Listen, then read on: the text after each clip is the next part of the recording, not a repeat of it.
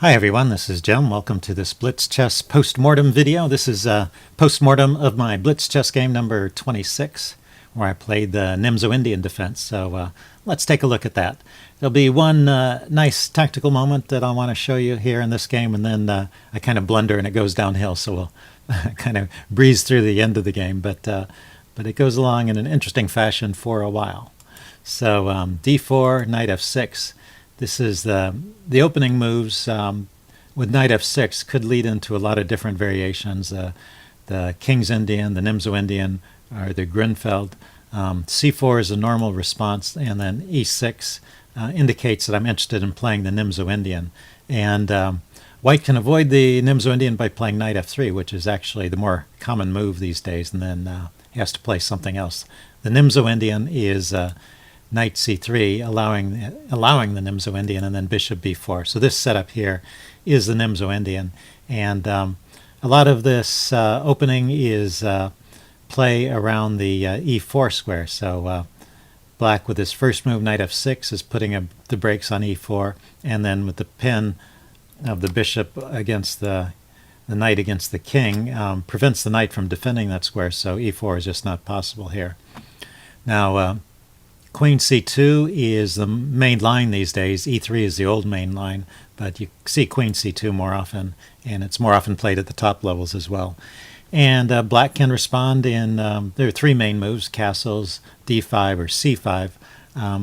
I typically play the c5 move. I have played the others. And then the normal response is to just take the pawn here. One interesting thing to note is that a lot of times white, when c5 is played, would like to push ahead with d5, but it doesn't work here because you can just take it, and take with a knight. Again, because of that pin on this knight, he can't take back. So that just loses a pawn here. So he either defends the c5 pawn or else he takes. He either defends the d4 pawn, or else he takes. So my opponent chose to defend, and then I played knight c6. That's part of my plan, to put more pressure on d5. And he plays knight f3, and I castle, which apparently is a little unusual. It is possible to play d5 here, and I've done that before. And we're pretty much out of opening books, so let's switch to the let's switch to the notation tab and see how it goes from here. The value here will fluctuate, but we're all within sort of the normal parameters. You see, white has a typical opening advantage at this point. And at some point, maybe I have some chances in the opening to get a slight edge. For example, here, the computer thinks I should play c takes d4, and then after that, play e takes d5. So that basically gives white the isolated queen's pawn. I'm not sure that's such a great idea here, but it's probably okay. I have the idea of I allow my opponent to give me an isolated queen's pawn. And what an isolated queen's pawn does is it gives black a couple of open files to play with, the E file and the C file, and it gives him nice outposts for his pieces. In the long run, this isolated pawn is weak and white can attack it, so that's the compensating advantage for white, and why white will sometimes try and create an isolated queen's pawn here for his opponent to give him something to attack. But you can see in this situation, the pluses and minuses sort of balance out, and the computer thinks the game is about even here. So we proceed with some normal moves. I wanted to get my bishop away from this discovered attack of the queen, and the computer likes my move bishop g4. He is threatening to take this bishop, but it's defended, and so even though he grabs the bishop pair, this also helps me with my development, get my pieces out. So I'm not too worried about that. And his backwards bishop here, that's sort of my positional advantage here. So I just keep developing, and I don't worry about him taking my bishop. But this maybe was a mistake. Let's see, what does the computer say? The computer says I should follow up with bishop c7 at this point. And I played this move knight e4, not realizing that I'd left my d-pawn undefended at that point. After he takes the bishop, my plan was to take back with the queen. And so I moved the knight away and I moved the queen away, and this pawn, which was defended by 2 pieces, is now defended by 0 pieces. what's interesting is that even after white takes that pawn, and he's a pawn up, the computer thinks that black is slightly better here, and the right way for black to play is this move knight g5. So let's explore this possibility in a little bit of detail. It's kind of interesting. So after knight g5, let's let it settle down. I don't think a4 is a real try. Maybe the most obvious move for white here is to play knight to d4. The threat here is just taking on f6, and then actually the threat is chasing the queen first and then taking on f6. So so if I were to move my rook here immediately, the queen would have to go to a square that doesn't defend f6, and then I could take on f6 and force white to retake with a pawn and mess up his pawn structure. So so knight d4 is an obvious, okay, it's settled down and it's chosen knight d4 is a good move here. So knight d4 is the obvious way, defending the bishop, and the knight was pinned because this bishop was undefended, but when the knight goes to d4, it defends the bishop. Then rook fd8 hits the queen. The queen wants to go to a square that defends the bishop, so I don't have the idea of taking the knight and then taking the undefended bishop. So it recommends trading queens. Queen takes, bishop takes, trading the knight, and pawn takes. And then it doesn't have black taking back the pawn right away, but this pawn is just hanging in this position and can be gobbled up. It'll either happen now or in a few moves. It's just that the computer wants to play a couple other moves first, maybe knight e6, hitting the pawn, or rook to d5.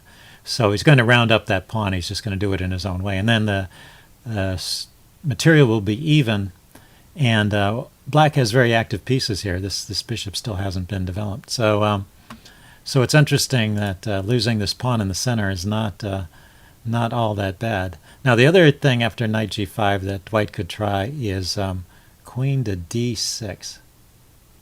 Oh, that's interesting. I was thinking of queen d1. What does queen d6 do?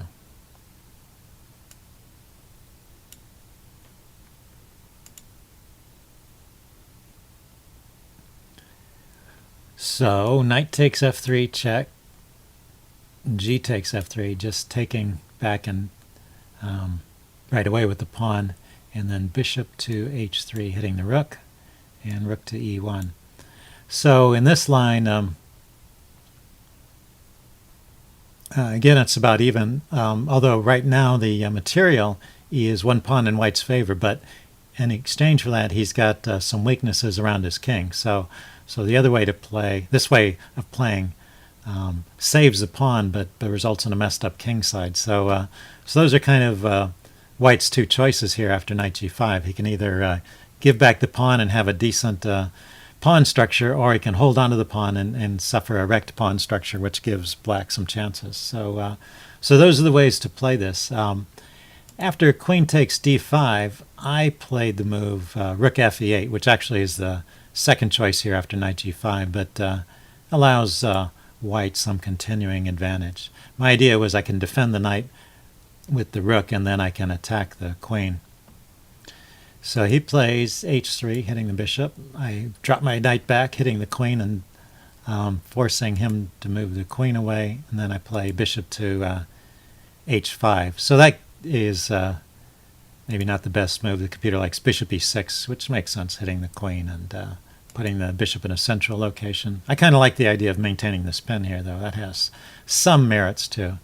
So b4, getting rid of this weakness on b4 and allowing on b2, and allowing this bishop a square to develop to.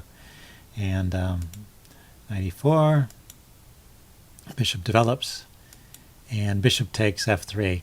So this is a decided mistake, but this is the other interesting point I wanted to show about this video. There's only one move that the computer has which gives black an advantage, and every other move black is just a pawn down. And so this move is knight g3, and I'm not going to play this. I want you guys to look at the board and try and visualize the move knight g3 and imagine what it is that black is going to play after knight g3. So after knight g3, well, first of all, what is white going to play? And then what is black going to play that makes knight g3 such a good move? So the first thing to notice about knight g3 is white can just take it. And so that's one question, is what does black do after white? Black plays knight g3 and white plays pawn on f2, takes the knight on g3. Then what is black's follow-up there that makes that a good option for black? So this is worth pondering for a while. It's a good test of your chess vision and creativity. Can you imagine that position, and can you imagine the moves that make it work out? So pause the video and think about it if you want to consider it some. I think it's worthwhile. I'm going to go ahead and show that variation now. And also notice that the computer doesn't even play pawn takes knight, so it obviously thinks that pawn takes knight is not a good move after knight g3. So you can't cheat by looking here and seeing what the computer would play, because it's not even playing that, playing into that line. Okay, so here's the answer. After knight g3 and new variation, pawn takes g3, my first thought was, oh, queen takes pawn, and that sets up this fork between the king and the bishop, which is not defended. So doesn't that win a piece? Well, no, it doesn't win a piece, because rook f2 defends the bishop and blocks the pin, and black has nothing. Black is just down a piece. And if you look at the evaluation, it's strongly in favor of white there. So where did I go wrong? It was knight to g3, yeah, f takes g3. What does the computer say here? The right answer is rook takes e3. So this is a very clever variation. So the rook takes e3 has the same double threat. Not the same double threat, but kind of a double threat. First of all, the bishop is still undefended, so the rook is threatening just to take the bishop. But if white moves the bishop out of the way, or if he tries to defend it, he's got this very powerful discovered check. So he can win at least a piece. For example, if white played bishop to, where's a good square for the bishop? Yeah, say bishop to c4. It's protected by the queen and it's attacking this pawn on f3. Then just rook takes a3, check, kaboom. He has to do something about the check, so the king moves, and then you pick up a queen. So you can't really allow that discovered check. That's the interesting thing about this. The actual check by the queen is much weaker than the threat of a discovered check. So how about rook f2? What happens here? That blocks the discovered check. That defends the bishop. Well, if that happens, you can just take the bishop with the rook, because the queen is pinning that rook, and so the bishop is still undefended. So all in all, this is a very clever tactic. If you back up to this point, it's just very natural to take that pawn with the queen, give a check, and have a double attack. But the strongest move here, and really the only winning move, or the one that keeps the advantage, it's still not winning, it's just keeping the slight advantage that black has, is rook takes e3. So pretty neat. What the computer says is it's best not to even take the knight, but to play something like rook to e1, just getting it out of the attack from the knight. And then you can get rid of that bishop and double the pawns. So we get the same kind of position we were looking at before. Black is still down a pawn, but as compensation, he has chances against the black king, because the king structure, the pawn structure, has been messed up on the king side. So anyway, I thought that was interesting. Let's go back to the game. I didn't see that, and of course in a blitz game it's hard to notice things like that. In a slower game sometimes you can find that, so that's why it's worth pointing out these possibilities.